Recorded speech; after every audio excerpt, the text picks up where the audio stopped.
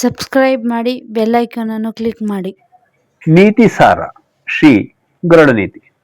ಸೂತ ಮಹರ್ಷಿಗಳು ಶೌನಕಾದಿ ಮುನಿಗಳೊಂದಿಗೆ ಮತ್ತೆ ಈ ರೀತಿಯಾಗಿ ಹೇಳತೊಡಗಿದರು. ವಾಕ್ಚಾತುರ್ಯವಿಲ್ಲದ ವ್ಯಕ್ತಿಯ ವಿದ್ಯೆ ಅಂಜುಬುರುಕನ ಕೈಯಲ್ಲಿರುವ ಆಯುಧದಂತೆ, ಅದು ಅವನಿಗೆ ಕೆಲಸಕ್ಕೆ ಬರುವುದಿಲ್ಲ. ಕುರುಡನ ಪತ್ನಿಯು ಸೌಂದರ್ಯವೂ ಅಷ್ಟೇ.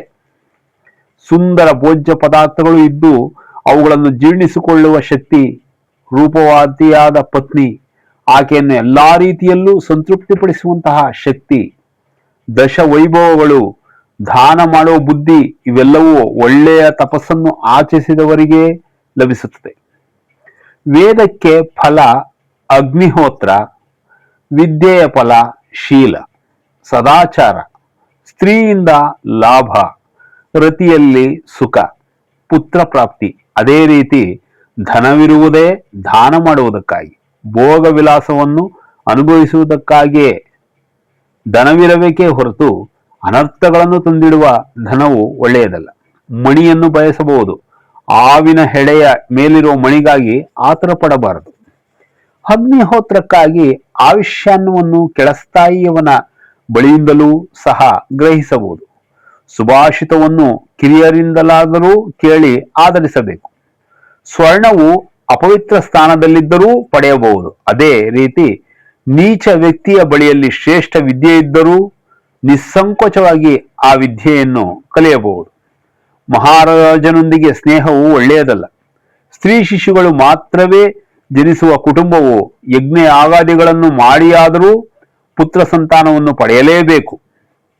ವಿವೇಕವಂತನು ತನ್ನ ವಂಶದಲ್ಲಿನ ಎಲ್ಲರನ್ನೂ ಭಗವಂತನ ಭಕ್ತರೊಂದಿಗೆ ಕೂಡಿರುವಂತೆ ಮಾಡುತ್ತಾನೆ. ಮಕ್ಕಳನ್ನು ವಿದ್ಯಾ ಅಧ್ಯಯನದಲ್ಲಿ ನಿಮಗ್ನರನ್ನಾಗಿಸುತ್ತಾನೆ. ಶತ್ರುಗಳನ್ನು ಅಪಾಯಗಳಲ್ಲಿ ಸಿಲುಕಿಸುವವರು ತನಗೆ ಇಷ್ಟವಾದವರನ್ನು ಧರ್ಮ ಮಾರ್ಗದಲ್ಲಿ ನಡೆಸಲು ಪ್ರಯತ್ನಿಸುತ್ತಿರುತ್ತಾರೆ. ವೃತ್ತಿಯರನ್ನು, ಆಭರಣಗಳನ್ನು ಅವುಗಳಿಗೆ ತಕ್ಕ ಸ್ಥಳದಲ್ಲಿ ಭದ್ರವಾಗಿಡಬೇಕು.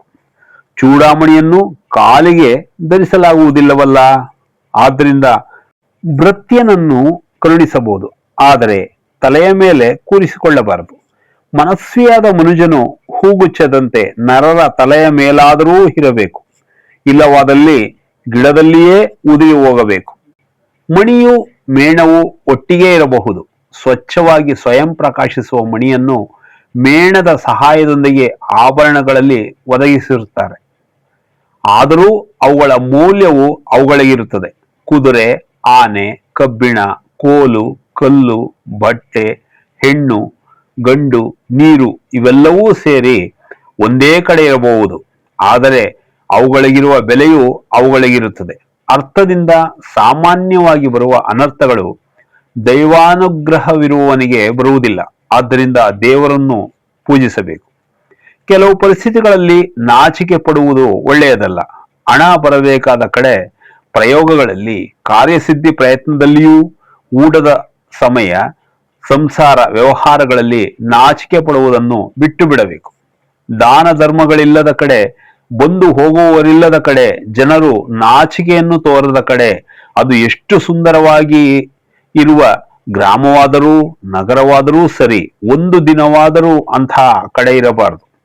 ಅದೇ ರೀತಿ ದೈವಜ್ಞರು, ವೇದಜ್ಞರು, ಪಾಲಕರು, ಸಜ್ಜನರು ಜಲ ಸಮೃದ್ಧಿ ಅಂದರೆ ನೀರಿನ ಸೌಕರ್ಯವಿಲ್ಲದ ಕಡೆ ಇರಲೇಬಾರದು.